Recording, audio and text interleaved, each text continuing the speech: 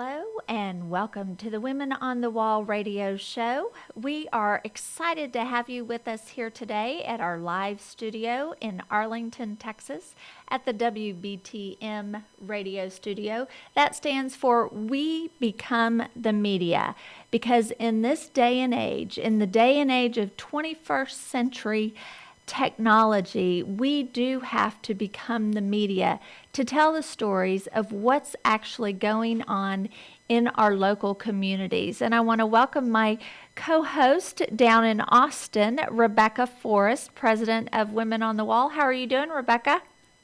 I'm doing good, Alice. I'm sorry I couldn't be there with you today. I have this new granddaughter, and so I decided I needed to help out a little bit instead of driving up and down I-35 today.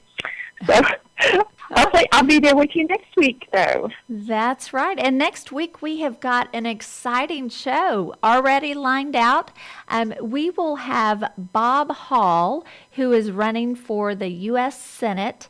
I'm sorry, not the U.S. Senate, the Texas Senate against Bob Deuel over in East Texas. And we're going to have Bob and his wife in studio next week. And so that's going to be a very important show. It's a critical race in the state of Texas. If we can take the initiative to change out a establishment, definitely a moderate Republican, and put in a true grassroots candidate like Bob Hall, that will be very exciting. Now, just to reiterate, that is my own personal feeling. Women on the Wall does not endorse. So the opinions given by myself, our guests, or even you, Rebecca, are those are our opinions. Isn't that right, Rebecca?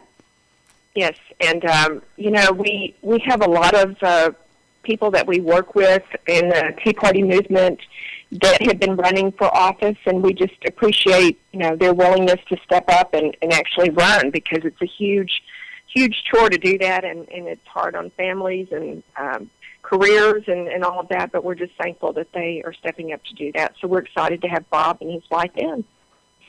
Yes, we are. And Bob and Kay have been doing amazing work throughout the Tea Party movement for the last several years. They have been the leaders in the Canton Tea Party and have just done amazing things. And, Bob's one of those guys. He's not someone who's running to be in the limelight. He truly did not want to run, I don't think, but he knew that he had to because no one else would, and so they did. Mm-hmm. They stepped up.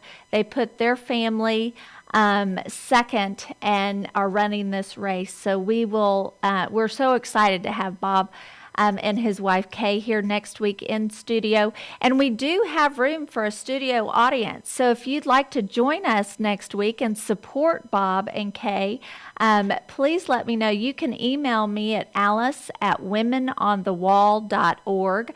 That's alice@womenonthewall.org, and we will get you a reservation to come with us in studio next week. Women on the Wall also hosts a community conversation conference call every Wednesday night at 8:30. And if you'd like to join us for those conference calls, you can go to womenonthewall.org, and there's a form that you can fill out so that you'll get those notifications. And last night on our conference call, we had two major issues that we were taking on and discussing and getting information and insight on. And I want to start out with the first one to talk about it. The bond elections as well as the local school board elections are going to be on May 10th. So we have a very short window to really look at these. They're calling them 21st century learning bonds that are popping up all across the state of Texas. And these school districts are, and like my school district, we are a small rural community where there is a need for new buildings to educate the number of students that are coming into our community. So that's not my concern. I do have a concern that it costs $30 million to build one school, a middle school. But my real major concern is in this bond, there's $2 million for technology. And what they're looking at doing with that $2 million is buying Google Chrome notebooks for all of the students in the high school. This is very concerning to me as a mother, because when you look at what has been going on in the state of Texas and across the country with children's data and their teachers' data being captured, I don't like that. And in 2009, the stimulus package that was passed had, for instance, all 50 states took money in that stimulus package. Texas took $18+ million to upgrade our longitudinal database system to where they can collect all this data through the TEA and through our public school system. They're collecting this data, and then in 2010, Obama changed the FERPA regulations. The FERPA laws are like your HIPAA laws for healthcare. The FERPA laws were changed to where, in the name of education research, this private data on our children and their teachers can be collected by third parties without parental consent. Did you hear that? Our children's data can be collected legally for third-party entities without parental consent. And just this last legislative session, another bill here in Texas was passed. It was authored by Dan Branch. It's House Bill 2103 that sets up in the state of Texas 3 education research centers that are governed by the Higher Education Board. And they, in the name of education research, have access to all of that data on our children without parental consent. And I will tell you now, when you couple that with HB 5, the college and career ready legislation that passed, now my child came home from school and said now they're filling out all the online forms at school for college and career readiness, where they're filling out a profile on the child, name, student ID, and then in the survey section, it asks questions, not like, do you want to be a doctor someday? What schools, colleges are you looking at because you want to be, say, a chef? It doesn't ask about your interest. It asks, are you looking for a liberal or a conservative college?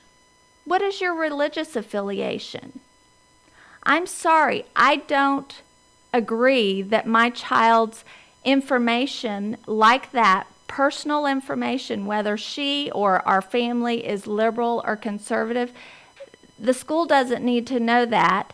And that should not be what a basis for my child deciding what university or college she goes to. So people need to understand. I know that these bonds sound good, 21st century learning sounds good, but what does that have to do with reading, writing, and math? That's the question that I have. And with these online computers, or with all these computers that will be given to children, who's going to monitor what curriculum products are used by the school district? Are they Common Core products? Because in the state of Texas, we said no to Common Core. These are the questions that parents need to ask, not, oh, we need a new building, or we need a new stadium or new athletic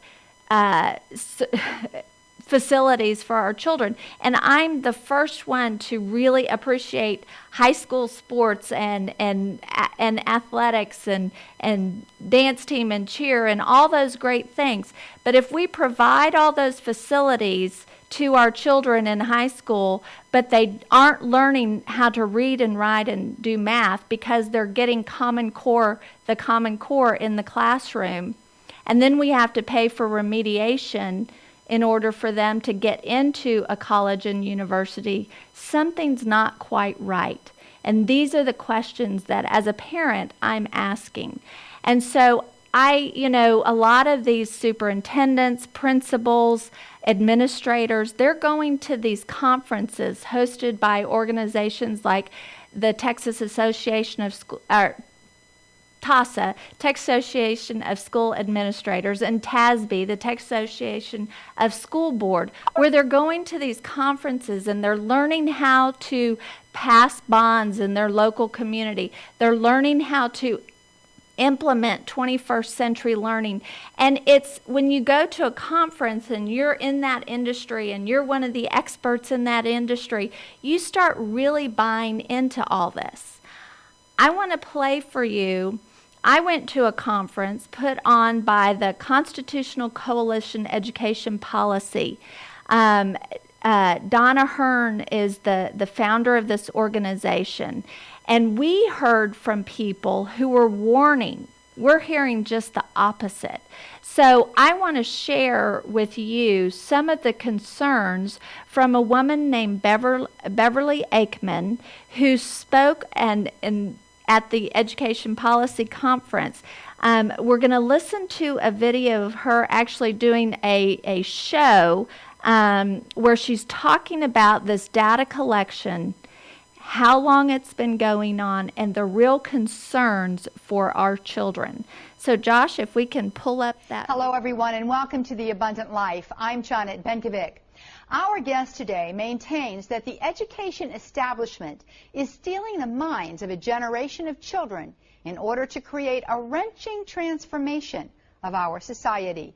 In books and speeches, articles, and expert witness testimonies, she has chronicled and heralded how our children have been coerced to become anti-property, anti-industry, undiscerning sitting ducks for the global citizenry of tomorrow. How has this happened, and where will it lead? Those are the questions we will discuss in our program today as we look at the devastating effects of our psychologized classrooms. Join us for a provocative discussion.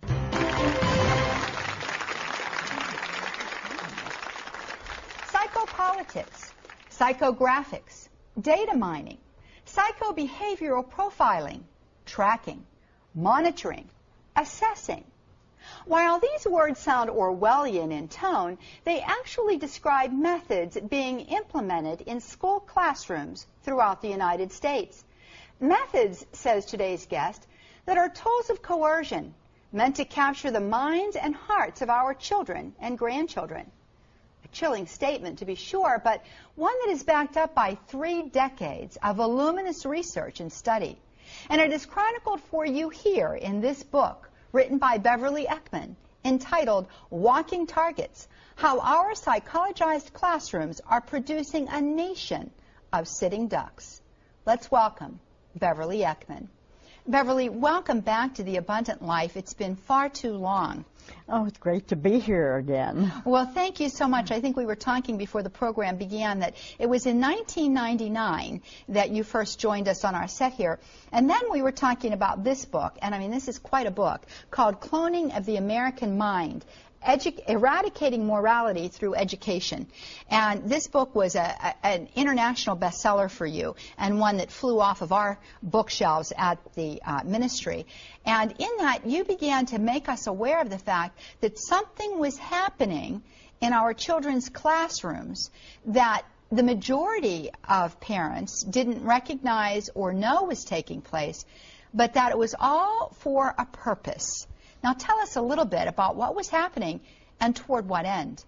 Well, I first noticed it when I was preparing to become a teacher and in college, and it didn't sound right to me. They didn't seem to care what my major was or whether I knew anything to transmit English grammar to kids or what the value of X was. What they were concerned about was teamwork and collective spirit. And I started, what? Wait a minute, excuse me, that sounds awful like Lenin to me. And then they started talking about, sexual liberation and all of these things that just didn't wash with an educational environment to me.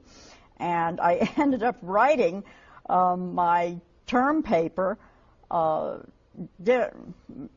naming every single point of illogic in my adolescent psychology book. And I got an A from a professor who said he'd never thought about it that way before. So that's kind of what got me off to the races on this. But basically, parents were not aware of what's happening because it was post-World War II that it was before that it came in. But it wasn't blatant. And this enlightened atheism that was being talked about to school children, that was out of Robert D. Owen, in the very early 1900s. He was from Scotland. And then, of course, Freud's sexual liberation and Otto Gross's sexual politics. And then we morphed into something really bad, Wilhelm Steckel's guilt causes neurosis. And that's when the Christians got it. Because if guilt causes neuroses, then we shouldn't feel guilty anymore, and Christianity, is about sin and moral redemption absolutes. And moral absolutes, and they didn't want any of that. And so they started taking this down to the classroom level. And then we were in trouble. Well, it's interesting because I recall from Cloning the American Mind, which in your book, Walking Targets, you take us there through your introduction and your prologue. And, I have to tell you, I began to highlight, and then I was highlighting just about every sentence. And I said, this is not effective. And I stopped highlighting.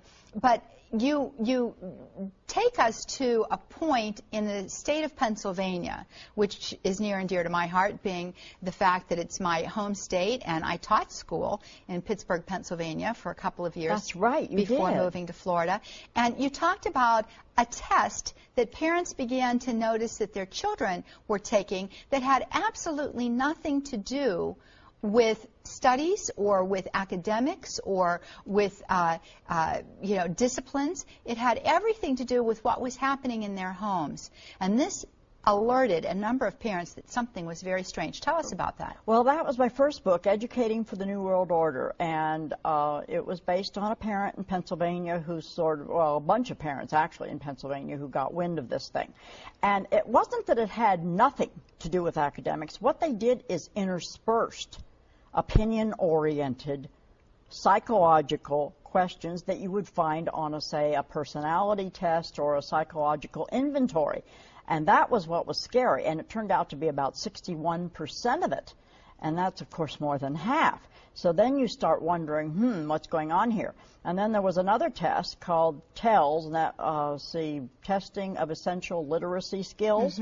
And in the foreword, it even said, this tends to measure knowledge to some extent. Whoa. Right. So then you're really off the reservation as far as academics are concerned when it's majority and they're admitting it blatantly. Now, up to that time, it was illegal to do that sort of thing. Now, unfortunately, with the No Child Left Behind Act, it is not illegal to do that sort of thing. And so Pennsylvania was kind of a testing ground. You'll find that a lot of states float a trial balloon to see how much resistance they get. And, of course, this Pennsylvania group, they floated a lot of resistance. But what they did was just get them off their case. And, of course, it takes so long to bring a case before the courts anyway that the child has graduated by that time. Right. And then the parent is worried that it'll somehow be taken out on the kid which it is, not just in the classroom, but you have to understand there's electronic portfolios now. Everything is done electronically. How are you going to prove that this electronic information has been purged if it's incorrect and that there's no backup file? You tell me. There is no way to do it at the present time. Well, we all know that once something is available through the computer, it's eradicable. You can't eradicate it. And so it is there. And it can always be accessed in some way. And this is what began to concern the parents in Pennsylvania. The question was, well, why are they asking these questions, and to what end are they using them, and who is it that's asking these questions? It was behavioral psychologists. Now, this isn't to say all behavioral psychologists are bad guys. You read John Rosemond. I mean, there's hardly anything you would disagree with him. But there is a cadre of very leftist behavioral psychologists, and always has been, and behavioral psychiatrists that really have done a job on us. And when you say, you know, anything in the computer can't be eradicated, guess what? Morality can be. And that's where the rub comes in, because we have now endured 40 years of very heavy-handed anti-family, pro-sexual liberation, enlightened atheism. Oh, I love that one. You know, this has been ground into kids, first a little bit at a time, first kind of snuck into things like social studies, and you see, they don't have history, they don't have geography, social studies. And people aren't getting it. They don't realize why these names of curriculum that we were all brought up with have changed a little bit. They think, oh, they're just being modernistic. Well, no, not exactly. And pretty soon they wind up with a child they don't even know. This child comes home using language, wanting to dress, wanting to talk, and see motion pictures of a type that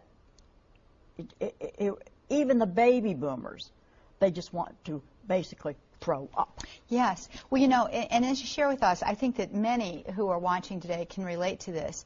And having been a teacher, it became very apparent to me that a lot of what was being done was really educating affectively, not effectively, but affectively. What is the difference between effective and affective? If you're being effective, that means you're being successful at something. If you're being affective, that means that it is based on the emotions. That's right. Knee-jerk reactions is what they want. They do not want critical thinking. They do not want logic. They want you to think knee-jerk. They want you to think with your gut. And that's not a good recipe for sustaining a republic. Union. But the NEA has been one of the most outspoken proponents of this, and it's informed by a socialism that wants to really put a wedge between the parent and the child. Am I right? Absolutely, and it's not just the National Education Association. The Carnegie Foundation for the Advancement of Teaching was actually giving the NEA their marching orders for a while, denouncing testing and that sort of thing. But they were denouncing academic testing. They just weren't telling people that. But the Robert Wood Johnson Foundation, and the worst of the worst, the Aspen Institute for Humanistic Studies, which I went back in the grants, and I found that Carnegie Foundation for the Advancement of Teaching and the Aspen Institute for Humanistic Studies were trading money back and forth. You know, if one couldn't afford something this year, then the other one would, you know, cover it, and that's what was happening. And Aspen Institute's probably the biggest religion bashing organization, especially Christianity bashing organization in the nation. Yes. And maybe in the world. I mean, because it started really pretty much in Berlin. So now it's at Y, Maryland, too. It's been at Y, Maryland. And it's really interesting if you read the papers. Gonzalez, yes. Evan Gonzalez, I believe it was the name. I think that's the name, and yes. He was put in the Aspen Institute. And what they do is wine and dine journalists. That's their big thing. And I saw even somebody that I worked for, whose name I won't mention, with a big plaque on the wall. Aspen Institute. I've passed this seminar course for Aspen Institute for Humanistic Studies. And I'm like, uh-oh, What's going on? what's going on here? Yeah. Exactly. And of course, I definitely want to mention so that you have an understanding that these books that we're offering that Beverly has written are extremely well documented. And she has done her homework, 3 decades of research into these books. Beverly, you are well renowned in this area.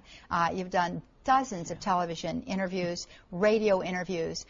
You are a frequent contributor to numbers of magazines. You're sought after for information in this area because very few people have done the kind of study that you have done with this level of integrity. And so when you talk with us about these things, you know, you're not pulling this out of the air. This is based on serious research and quite a bit of knowledge that has come to you through that research. So I want for you to begin to identify for us some of the terms that we used because they're frightening terms. They have a strange sound to them. They sound like something out of Brave New World, and we're tempted to say, oh no, that can't be happening. But I'm telling you, friends, it is happening, and it's been happening, and the information that has been accumulated is information that is used information, and that information is used for very specific purposes and for a very specific end. So stay with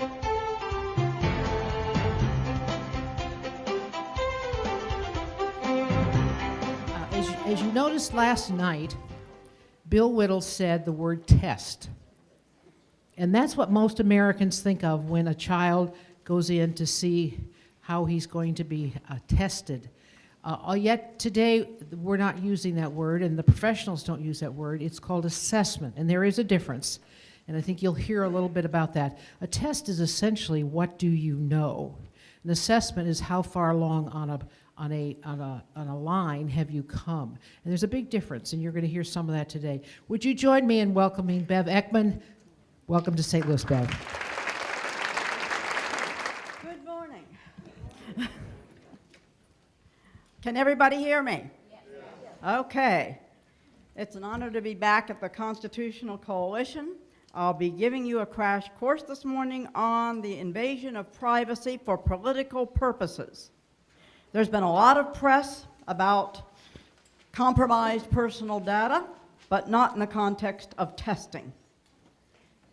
In the firestorm following the release of my very first book, way back, I was invited by the then director of what is perhaps the most important sub-agency within the Department of Education, the National Center for Education Statistics, to meet with him and his bureau chiefs over what I had charged was fraudulent testing.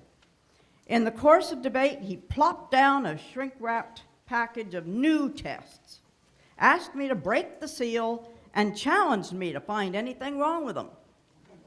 I couldn't. Puzzled, I looked again.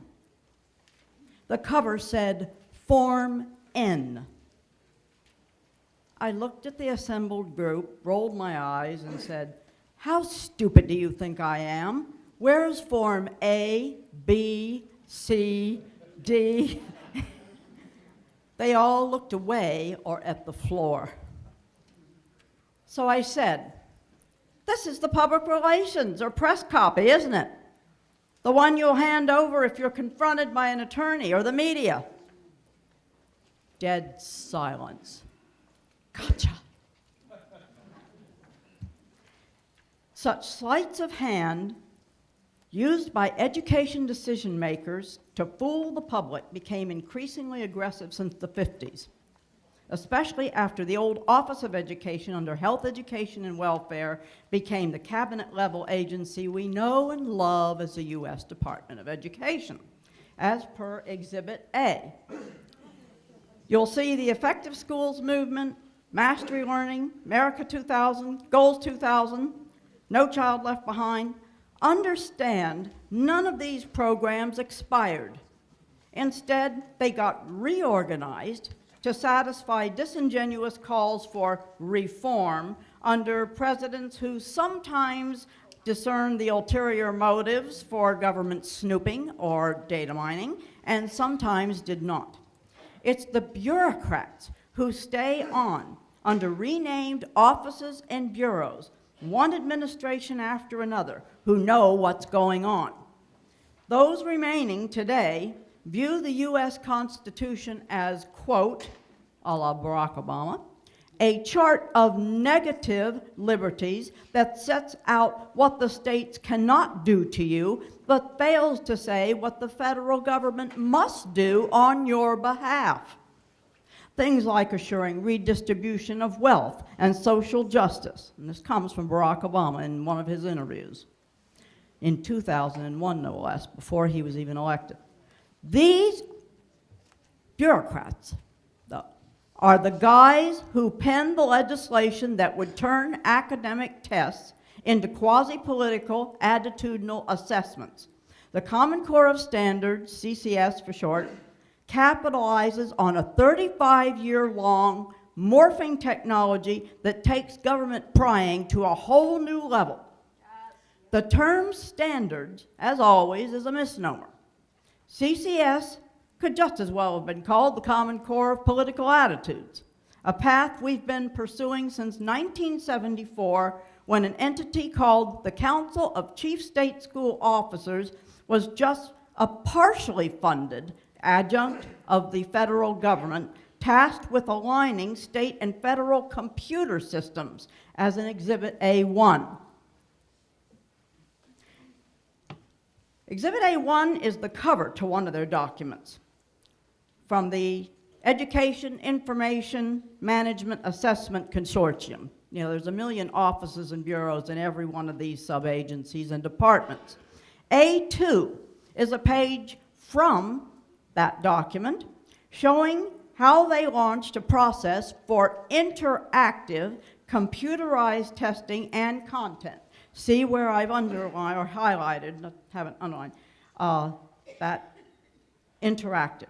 This not only enables leftist educators to circumvent fact-based learnings, as we'll see, but to hide from parents the wording of questionnaires, surveys, and screening tools that are passed off as academic tests.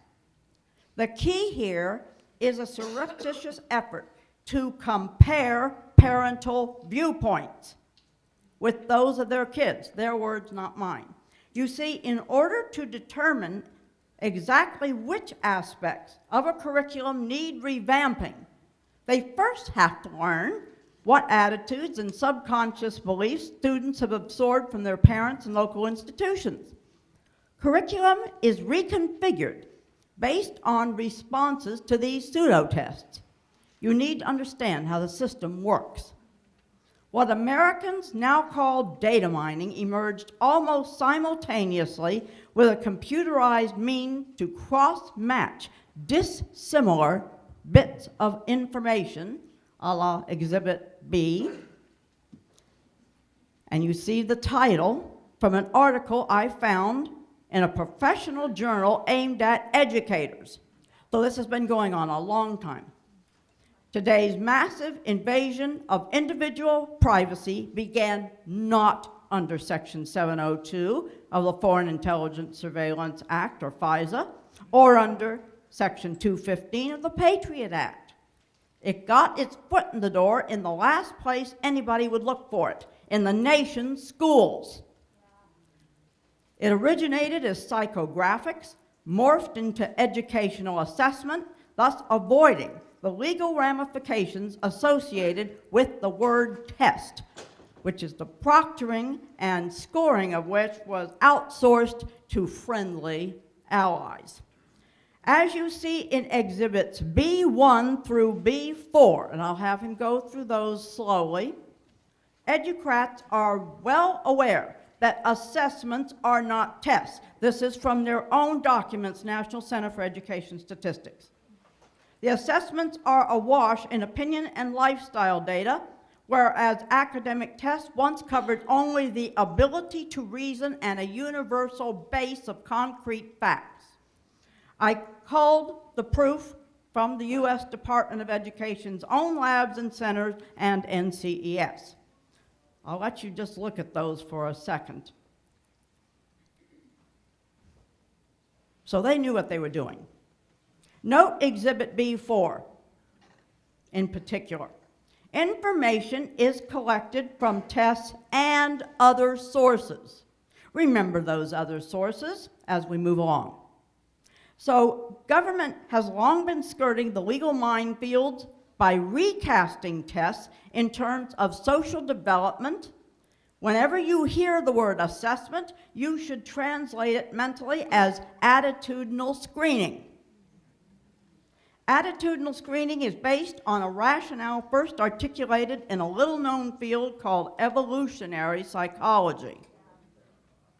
Dr. Paul Popenoe wrote, "Educational system should be a sieve through which all the children of a country are passed. It is very desirable that no child escape inspection." Unquote. If that doesn't give you the shivers, it should. Inspection under CCS is the final nail in the coffin for anything resembling a common body of knowledge as we once understood that term. A common body of knowledge holds the nation together as a culture. CCS assessment ensures deculturization, as per the old Soviet and Nazi models. Much of the cost of deculturization goes to retool state and local computer systems that CCS started for interactive assessment. That's the purpose. This will seal the 2007 claim by the ACLU that, quote, parental rights stop at the schoolhouse door, unquote. You may have remembered that. Beyond the charade of enforcing academic standards is the normalization of new ethics, a politicized morality in matters of conscience. If you need proof, you look no further than Chris Mooney's recent book, The Republican Brain. I don't know if any of you have heard of it, but you need to get it. Mooney uses the term Republican to target conservatives, traditionalists, constitutionalists, and even independents, but especially Christians. To Mooney and a long list of like-minded colleagues that I list in a footnote that you can get in, if you get my talk here, anyone falling into the four categories I just mentioned, traditionalists, constitutionalists, and so forth, is closed-minded, quote, resistant to change, quote, rigid, and intolerant. Whereas liberals are characterized as open, optimistic, and even courageous. You see, American ideals like self-sufficiency, self-reliance, and self-determination are now interpreted as signs of derangement. Individual thinkers are tagged as loners, whom we're supposed to equate with bizarre thoughts and behaviors. A Canadian professor of psychology, Robert Altmaier, has even developed a right-wing authoritarian scale drawn from mental health screening instruments. Altmaier's work attempts to detect individuals harboring conservative mental illnesses. Where are the liberal mental illnesses? Or even atheist mental illnesses? Apparently couldn't find any. The University of London published findings that conservatives, get this, have an enlarged fear area in their brains, with smaller areas associated with courage and optimism.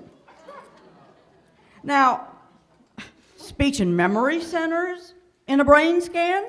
Yes, we have found those. Fear centers and optimism centers? I'm sorry, not so much. Yet, such is the expertise being delivered to the public. I remember my first educational psychology professor. He walked into the room the first day and announced, "There's no such thing as common sense." He told us that was the first thing that we prospective teachers needed to realize.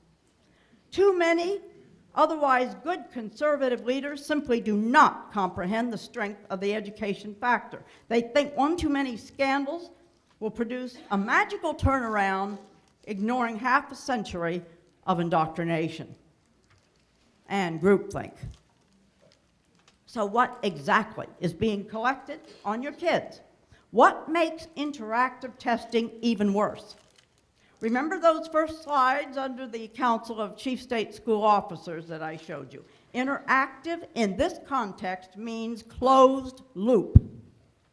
If you can't see what your kids are seeing on their computer screens in school, then your oversight is gone.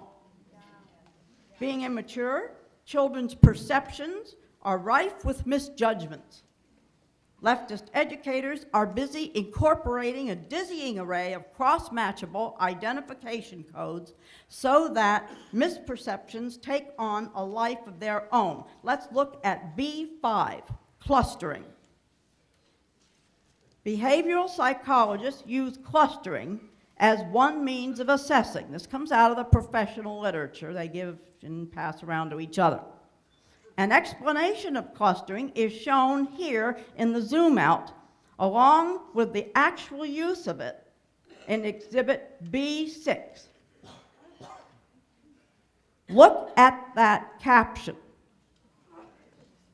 Yes, friendships are being broken down by gender and race at Countryside High School.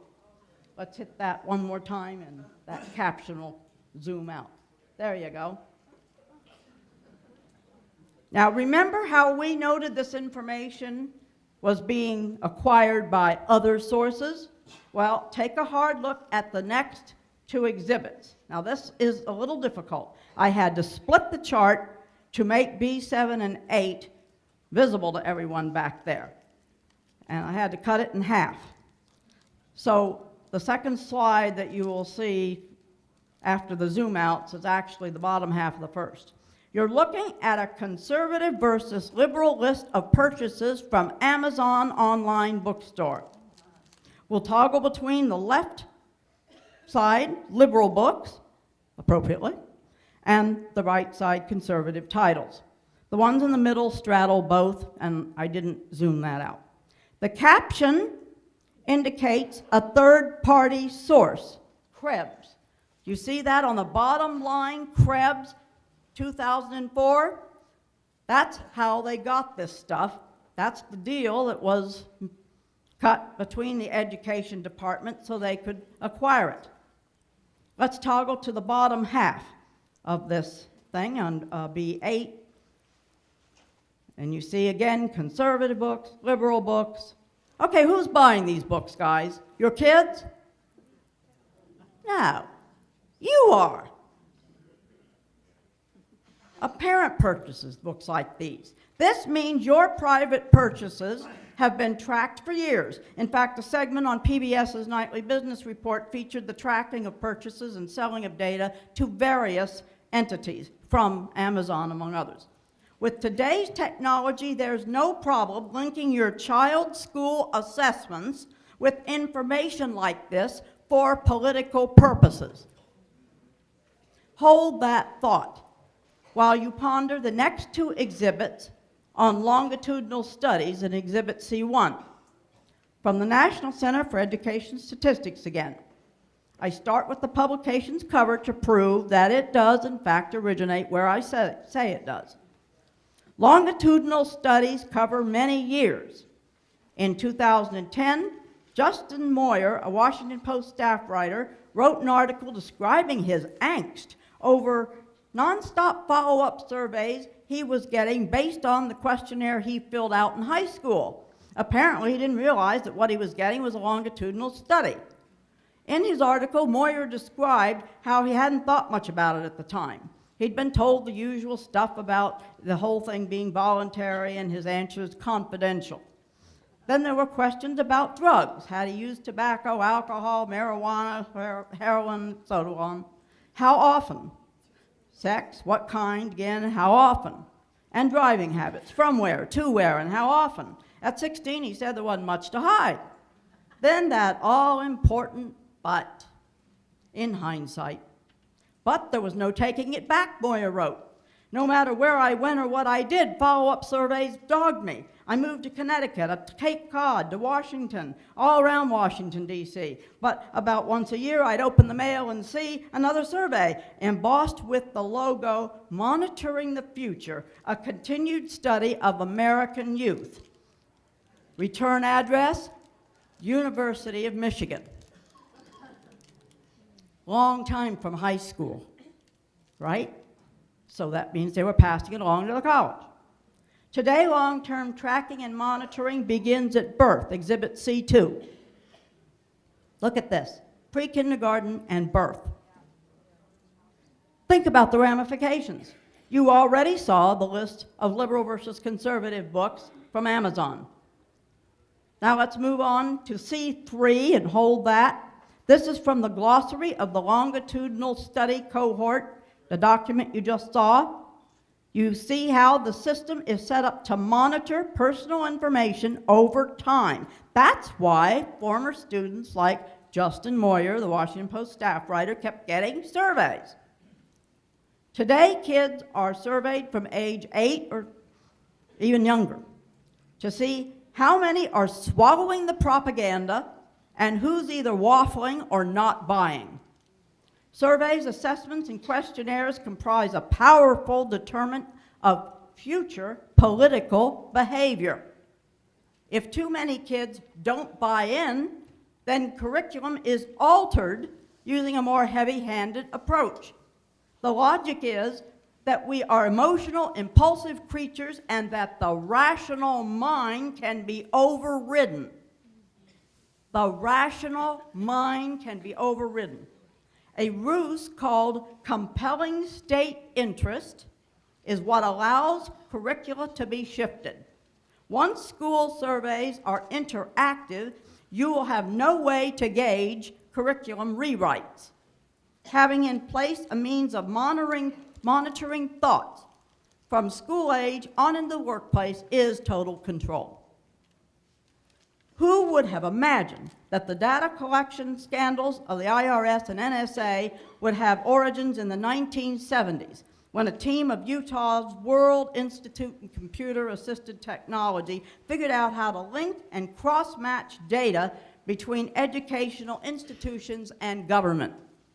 Only 2 lawyers in 1971 saw fit to cry foul in the Federal Bar Journal over professional papers they noticed quietly being circulated among top educators, giving the first inklings that personal data gathering was arriving under the umbrella of tests for school children.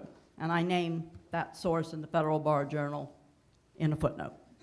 The Bible of the Educational Establishment, a periodical called Education Week, broke the story more publicly in 1986. In the cover article, Radical Overhaul Offered for Education Department Data Collection. The piece cited details from a high-level policy paper. No one knew it then, but this launched the sophisticated federal tracking system whereby hundreds of seemingly unrelated pieces of information also reveal a person's political inclinations. These are fed into a predictive computer algorithm. What's a computer predictive algorithm? Well, it's a mathematical formula that sifts metadata, which we've all heard about, or masses of information. Exhibit D, it's then programmed to analyze and predict what a person will probably do given a built-in hypothetical scenario. What would you do if? How would you feel if? That kind of thing. Thus, there's no reason to demand right or wrong answers. Not for assessments, just preferred responses. By analyzing group trends of responses, curriculum is altered. By taking these analyses down to the individual level, which they now can do, responses can affect a child's college acceptance and his career path. You're not going to get into journalism, a mainstream journalism school, or teaching like that if you have the wrong attitudes. Advertisers have long known that the best predictor of what you will buy tomorrow was whatever you bought yesterday, your purchase history. The same can be said for what you believe. So education leaders started flirting with the idea of placing psychological questions within legitimate academic tests and part of classroom surveys without parents' knowledge or consent. The newest wrinkle under CCS is the enhanced word association assessment based on something called rapid cognition techniques. Yes, it's starting to get harder here. It's computer active, so you'll never see it. The idea is to ferret out the assessment taker's unconscious beliefs. Rapid cognition assessment uncovers deep-seated gut reactions by forcing kids to decide in milliseconds between apparently random associations.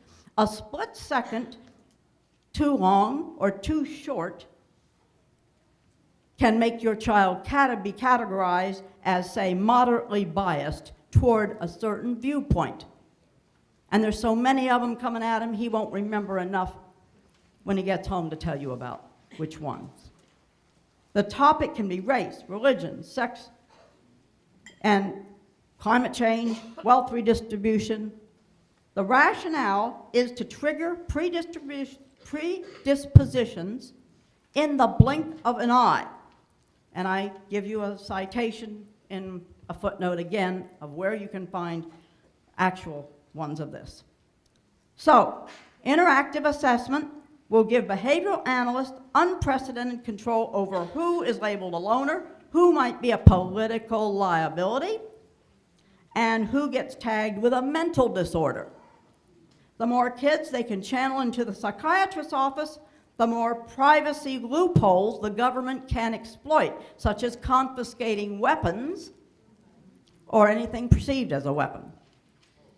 These newer association-style tests can be found on a website, however, found one, from Project Implicit, Exhibit D1. In the flagship publication of the American Psychological Association, the creators called their method predictive right in the title. And I give the footnote on that. Am I saying that every person's computerized opinions are being tracked, analyzed, and monitored 24/7? Right now? No. That's not economically feasible. It all depends on who needs to know. And that's the legal definition of confidential. Who needs to know? Maybe nobody. Unless your child or you at some point runs for election, is tapped for a political appointment, offends a politically correct group, tries to gain entrance to a field that demands political correctness, like journalism, or irritates the sitting government, like any organization today bearing the words patriot or 912 in the title, as per the IRS scandal. This brings us to the heart of the matter. Covert pre-assigned ID coding, which government agencies swear doesn't exist. Well, sit back. This is where it starts turning nasty. Now, I picked a state at random, but it could have been just about any state, which means what you're about to see applies nationwide. Exhibit E, please. 1. E1. It is state agencies such as the Nebraska Department of Education, tagged NDE up there. They're going to be the fall guys. Whenever a parent, attorney, or the press balks, the states are going to take the fall. They don't want this going back to the feds. To pull this off, every state has to at least pretend it has autonomy, meaning, in this case, that Nebraska writes its own training manuals and assigns its own ID number to every student. Of course, when you look at all the various states, you'll notice that all the procedures are virtually identical. But once the student's state-assigned number is in the bag, so to speak, anything connected with it can be and will be transmitted to the feds, or hacked, or bought, and sold, for that matter. So, to illustrate, let's start with the process of assigning ID codes in Nebraska. Exhibit E2 and E3. Now let's go to E4. I know this is, if you need to see it again, do you want to see those again? Yes. Okay. We're going to continue on because it gets worse. The first zoom out in E4 is the top ribbon across. Do you see the label field name? Okay, field name in the first column. Next, the portion in green will zoom out to confirm that the state-provided number, unique ID, really is what I say it is. Now, look at the bottom ivory-colored boxes in the third zoom out. Do you see local student ID? And below it, social security number? Okay, if you look up at the top under required, that field, but next to field name, it says required. Okay, you look straight down and it says no. So social security number is not required. All right, now look at the fourth column, highlighted in red, where it's labeled used for matching student records, question mark. Look down there, flick your eyes to the bottom of that column and zoom out again, please. I've circled the yes to both those questions. So no, it isn't required, and yes, they're going to do it anyway. So the SSN number is there on a need-to-know basis and can be matched with any of the responses a kid gives on a test. So much for confidentiality. Let's talk about levels of search. Exhibit E5 begins with a set of instructions. An item 2, where I put the asterisk, is a how-to for advanced searches. See the word users? Those are the folks with a supposed need to know. Let's see. E5, let's go one more. Nope. Okay, let's leave it there, that's okay. This brings us to how they find the really juicy stuff on kids and their families. The drill down method in F1 here, that starts with domain. Hovering over the highlighted words, I know you can't see them down at the bottom, but I had to leave them that way because if you just hover the cursor, it brings up the whole URL. I got into this back door accidentally. I didn't even mean to do it. And that's a long story in itself, so I will not. Now, some people move or change names and so are harder to find. Or some information may be technically off limits, like religious beliefs. So in F2, I chose number 5, domain, for students. Clicking on that gives us a deeper level. F3, student elements. There were actually 712 elements. So I cut to the number 30, religious affiliation, at the bottom of the slide. But let's look at F4. Okay, that just proves that, yes, there are 712 elements, so I couldn't put that on. By doing that, though, clicking on number 30, religious affiliation, okay, schools aren't even supposed to put up red and green paper at Christmas time, right? Yet, look at this. There's a code for every religion and a student is tagged with it. And the reason it's in light print is because those are URLs again. And I wanted to prove that I had what I said I had. Do teachers even know the difference between Calvinism, Nazarene, and Pentecostal, do you think? So how is it that each child is being coded for a religion? They cross-matched information. Let's move on. Exhibit G1 and 2 and 3. provide insights a casual observer might overlook. G1 talks about the anticipated use. You see my red underlines, and I made them wiggly deliberately so you know they were mine. Of all the personal information as in the future, anticipated as in the future. The last line in G1 asks for number of forms used in an assessment. Very last one. What does that mean, number of forms? Well, it means there's more than one version of the assessment. They're micro-targeting. They're not giving the exact same assessment to every student. How do they know who gets what version? Remember the mysterious form A, B, C, and D? It will come to some combination of those 712 data elements, and that will be the version your child gets. Exhibit G2. The last line alludes to a vendor. The vendor is going to be the entity contracted by the government to score the assessment. All right, your best guess, folks. What field do you think a person has to be in, and what degree must he or she have to score assessments? People? Psychology, and what type? Behavioral psychology, and statistics helps.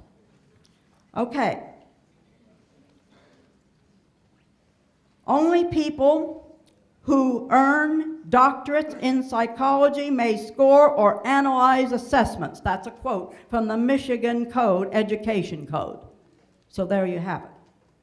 Since the days of the bubble-in answer sheet, scoring has been outsourced to a contractor that will transmit the goods back to the school district, which in turn gave state and federal governments access to anything they wanted. Exhibit G3 shows how far they will go to get what they want. Code 30 at the bottom, use of manipulatives. You know how a film studio works? Keep the clips the directors like and toss the rest. The same can be done with your kids' responses on assessments. If it damages their future, hey, they can throw it out. How would you know? The newest wave of data analytics, such as In Bloom Incorporated, with its massive infrastructure and cloud-based warehousing technology, takes manipulation to a whole new level. The precursor to In Bloom was the Gates and Carnegie-funded Shared Learning Collaborative.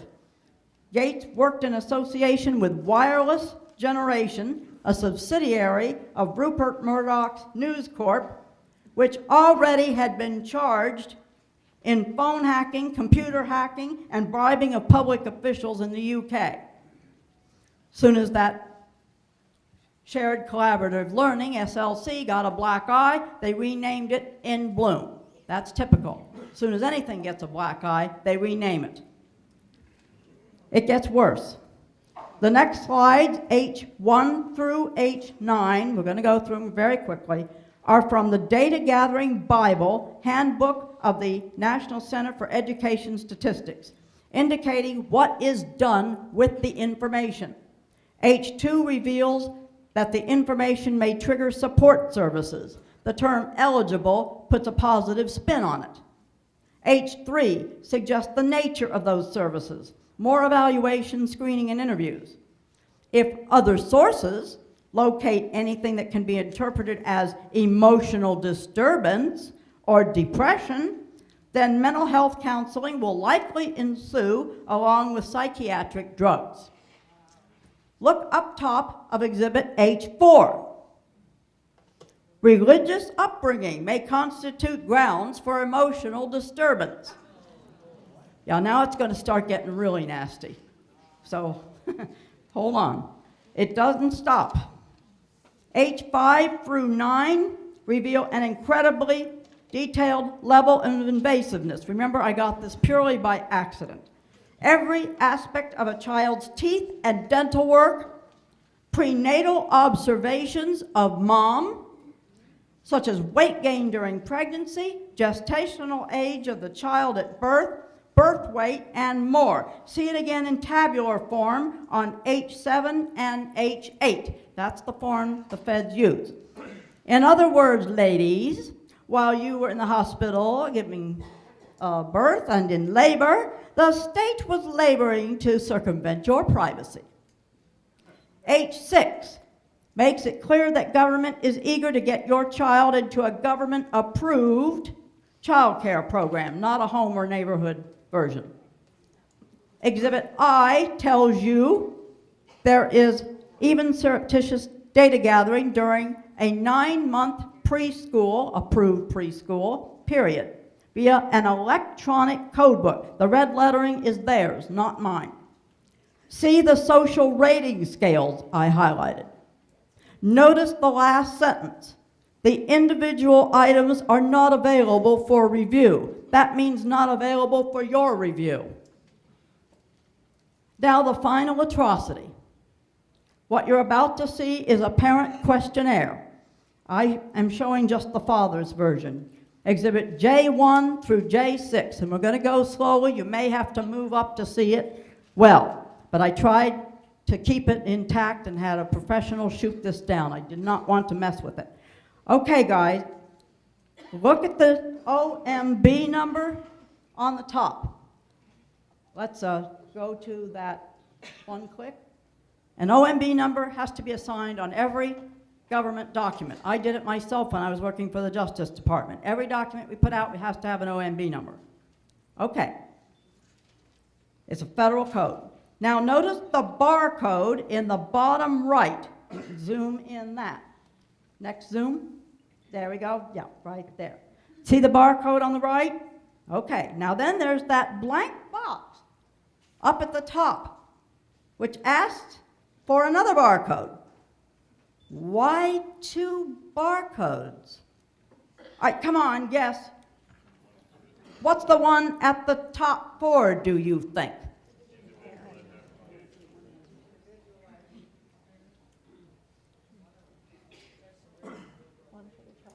Okay, it's for unique ID code, the state's code. And it's going to be based on one of those form A, B, C, or D, 712 data elements that they pick. Now, take a peek at these questions on exhibits J2 through J5. This is where you may have to move up a little bit. These are multiple zoom outs. Notice, by the way, there's a barcode at the bottom of each page that he's going to go through, which tells you what? People? Why on every page? Why not just on the cover? They tear out the pages and divvy it up among their analysts, the behavioral scorers. And of course, they already have the unique ID. In J4, remember those markers of emotional disturbance? Well, I zoomed in on question 28. Here's a jaw dropper for you in exhibit J5. When did you hold your child? When did you first hold your child? Followed by multiple choices. But the grand finale is J6. During those approved daycare settings, the reason they are approved is someone's videotaping daddy's interactions with toddler. See the highlighted boxes? I think there's a zoom out for that. Probably behind a fake mirror that looks like a window. Why else test for social cues and responsiveness, or lack thereof, on the part of the father? There's no other way you could do it. J6 also verifies the trend toward impromptu visitations to homes with toddlers. And yep, there we are. This allows child protection agencies to label a child with a psychiatric disorder or developmental delay, as in exhibit J7, holding the threat of child removal over your head should you become difficult down the road. The reason you're having trouble stopping CCS at the state level is that the scheme gathers momentum from the National Governors Association, as I talked about and others talked about last night. It's essential that every congressperson or presidential candidate secure NGA backing if they have political aspirations, which means or translates to a party line. And they better not deviate from that party line. Leftist special interest groups such as Carnegie Corp and Gates Foundation and Robert Murdoch's News Corp funnel additional mega millions into data mining and digital learning projects like the one I mentioned earlier in Bloom via second and third party private grants, so they're harder to uncover. You can do it, but it's hard. The little known U.S. Commission on Uniform State Laws synchronizes the wording of laws so that state after state ends up having virtually the same regulations on their books. Most people don't even know about the U.S. Commission on Uniform State Laws. You can access it via the web. Dozens of interconnected education databases, Exhibit K 1 through 5, and these are the last exhibits, ensure that even private schools, see K3, column 2, are not immune. The law that once provided some measure of family privacy, the Federal Education Rights and Privacy Act, FERPA, was reinterpreted in 2011 by the Department of Ed so as to allow an education agency or institution to redisclose, quote, information without any clear opportunity for parents to either give or withhold their consent. They said they can give or withhold their consent, but there's no opportunity made for you to do so. Moreover, schools serve as the linchpin for today's out-of-control spying network that is evolving into a political vendetta machine. There's nothing to stop fabricated, detrimental transmissions from landing on the desktop of a corporate executive, college admission officer, journalist, the IRS, or even an Interpol agent. Bottom line, if you like your privacy, you can't keep it. Unless every upstanding American like you pushes back hard and starts right now and turns off the TV and gets to work and tells them, we mean it this time. Thank you. Step back and pause. I don't know what will. When we are talking about protecting our children, you have to take this seriously. You know, before I went to St. Louis to this conference where I heard Beverly Eakman speak, you know, I had been getting involved and doing all this research. First it was through C-Scope, and then realizing that C-Scope is the same as Common Core in its philosophy and its implementation. And then you start looking at other states who have P20 legislation. P20 legislation is, I was actually listening to a video of Jenny White out of Oklahoma talking about these P20 legislation. And I thought, well, we're Texas. We don't have that. You know, we said no to the Common Core, started doing research, and sure enough, we do have P20. P20 stands for preschool through master's degree. Now they call it a P20 with a W. Last October, this is from an article that our friend Merrill Hope wrote about Pearson Education. Pearson is the big publisher of all these textbooks who are now taking it all online, and a lot of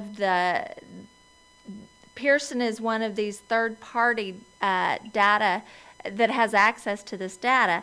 Last October, Michelle Mauchin blogged on the progressive P20 agenda in response to Oregon's controversial teaching from birth to graduate school.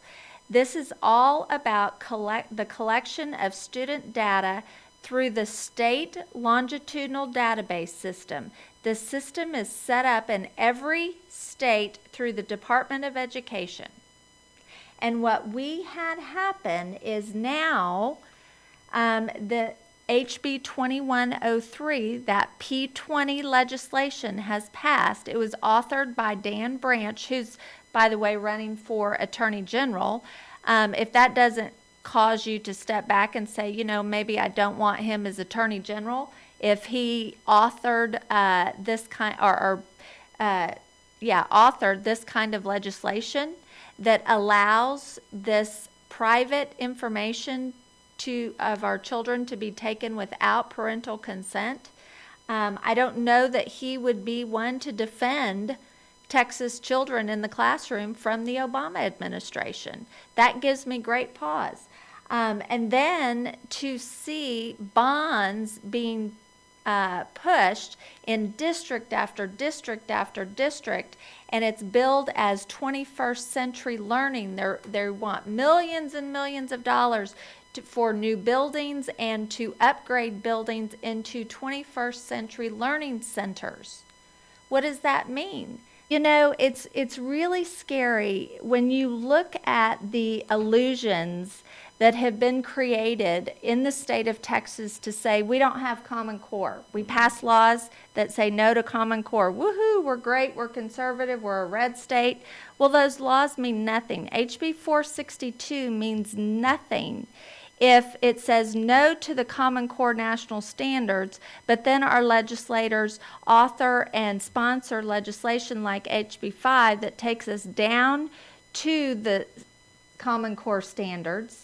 And, let's see. Here we go. Can I grab it? Hold on, let's see. Hello, and welcome to the Women on the Wall radio show. Are you there? Did you have a question or a comment? Yes, I do have a comment, and I wanted to, first of all, congratulate you and Becca for the work you do. This is Rick, and I've been listening to your show. Can you hear me okay? We can hear you. It's great to hear your voice. Well, thank you. Yeah.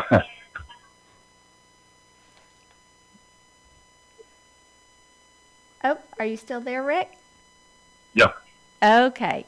Well, great. What do you think, Rick? You're someone who follows what's going on in the world and over, this kind of infiltration into our country. When they start doing this in our classrooms to our children, at some point we've got to stop and say no more. We're not going to fund it. No more bonds until you prove that what you're teaching in the classroom is reading, writing, and math, so that our children have the ability to live free in a nation where we aspire to exceptionalism and freedom. Isn't that true? Well, I agree with you 100%, and I hope that you're hearing me live now. I had a little bit of a glitch here. Are we good? Yep, we can hear you. Good. I agree with you wholeheartedly. In fact, my comment is this. This has advanced so far over the years. We've been fighting this for a long time, this thing that the progressives want to do to our children, and yet no one's listening. And you mentioned something a while ago about Dan Branch, who's running for the Attorney General's office.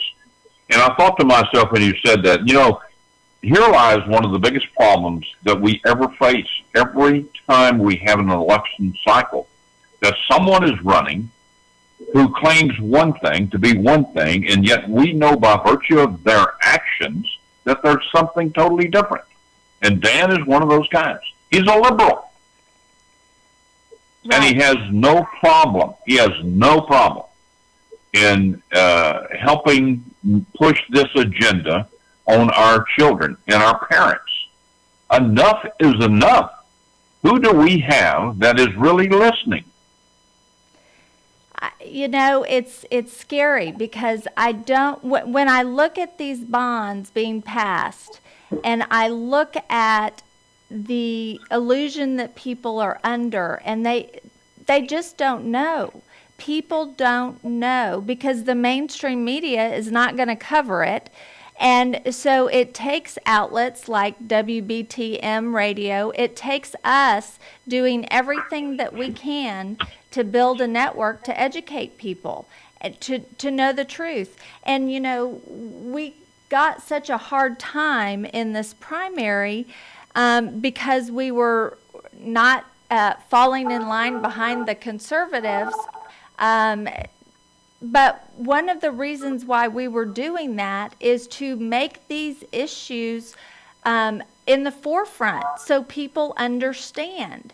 Because a lot of our conservative elected officials bought into all this crud too. You know, HB 2103 was authored by Dan Branch, who, by the way, the Pearson lobbyist that's down at the Capitol is from the same law firm as Dan Branch.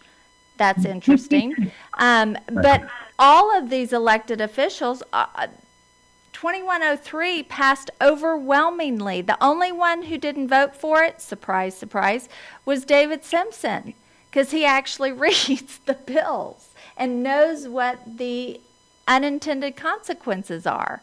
And so when you look at the fact that unless we make it so painful for these elected officials to get elected, they won't pay attention to these issues. And that's why we have to be tough on them, all of them. My big thing is you can be great on the life issue, like Ken Paxton is, like Dan Patrick is. But if you're not willing to fight for our children in the classroom, I say protect our children in the womb and in the classroom. And I can say that Ken Paxton is listening now, I pray, because we cannot elect Dan Branch. He is not a conservative. You're right, Rick. He is a moderate to liberal Republican. So we have to get people in like Ken Paxton. But the other race between David Dewhurst and Dan Patrick, you know, they're both conservative when it comes to the life issue. We all have issues with both of them on some other issues, whether it's transportation or whatever. To me, the main issue is education, because that's the next generation. If we can have the best economic situation in the state of Texas, and I have to say, is there are things that I have disagreed with David Dewhurst, but he has been a leader who we are the most economically sound state in the nation. He has been a proven leader of success. On the other hand, Dan Patrick cut deals behind the scenes in order to get elected, like with C-Scope, and now C-Scope is prevalent all throughout the state. So let me ask you something. Let's define for the people out there that this has to end. We cannot allow these people to continue to hide behind lies while with one hand they're showing us another trick. And I would submit to you, Dan Patrick and Dan Branch have been doing this for a long time. It just didn't start happening. And are they totally ignorant of what these curriculums are doing, or do they not care? One or the other. They either don't know or they don't care. Because if you do know, you'll stop it. Right.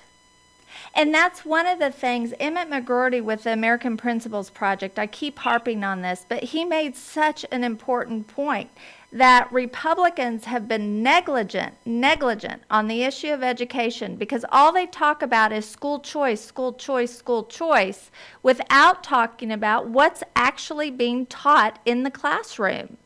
And we have got to, the left owns it. The left owns the curriculum.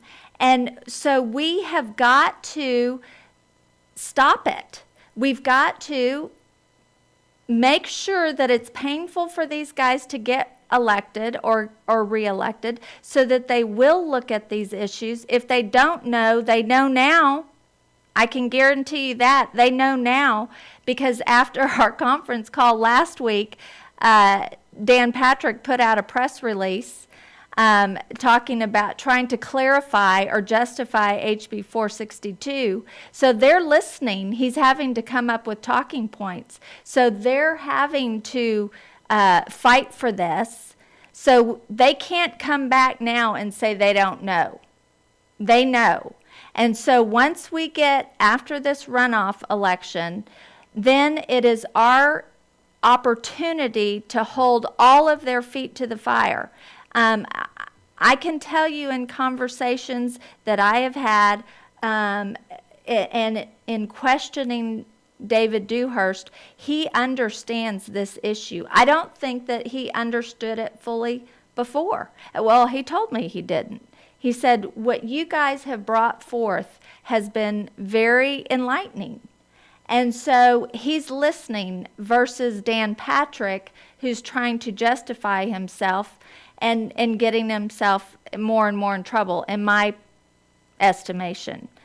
So, we've run over our time, and let me see, is Rebecca still there? Can you hear us, Rebecca? Yeah, I can. Now you can? Think I lost you guys for a while. Was it something I said? No.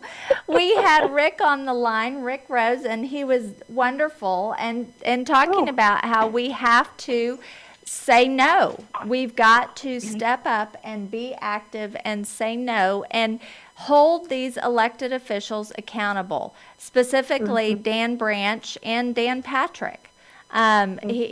Rick was saying, do they not know or do they not care that this is getting in and harming our children? Absolutely. Yeah. And I think, too, just as the lady in the video, I've forgotten her name all of a sudden, Beverly, was it Beverly? Right, Beverly Eakman. And they were discussing the fact that the biggest problem is that our teachers, our newer teachers, were raised in this whole, the way that they don't even understand or recognize what's going on. That's why we need those retired teachers and veteran teachers to really get involved in this.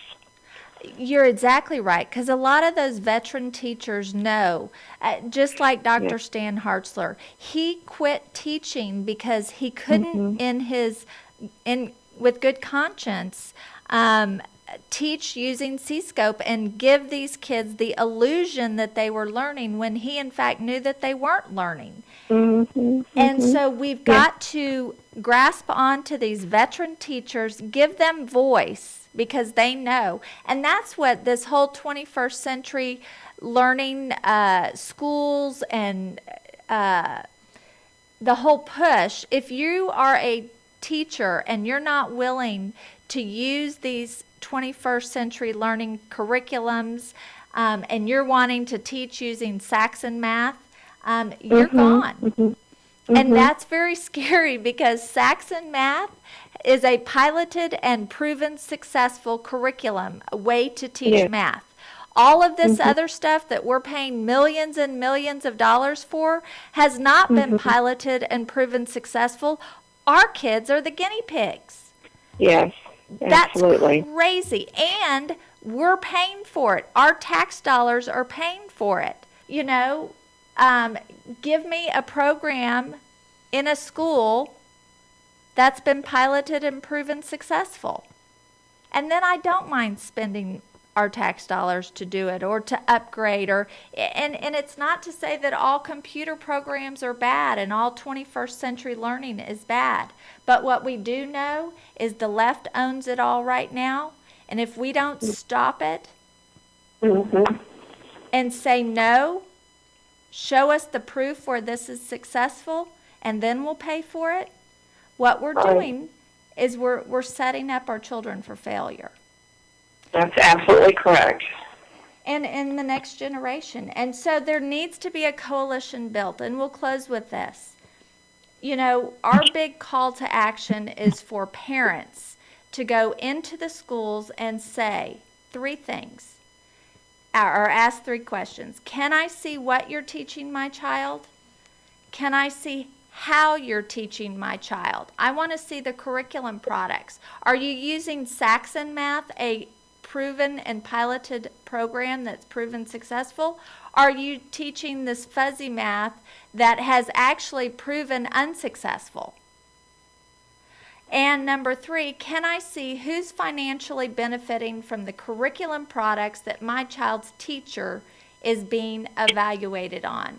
And when you look at what's happening in this federal takeover of our education system, and you look at school districts who are signing on to the Common Core national standards, or you have school districts that are bringing in these computers, and our children are starting to take their testing on computers and capturing this data, who's financially benefiting from that?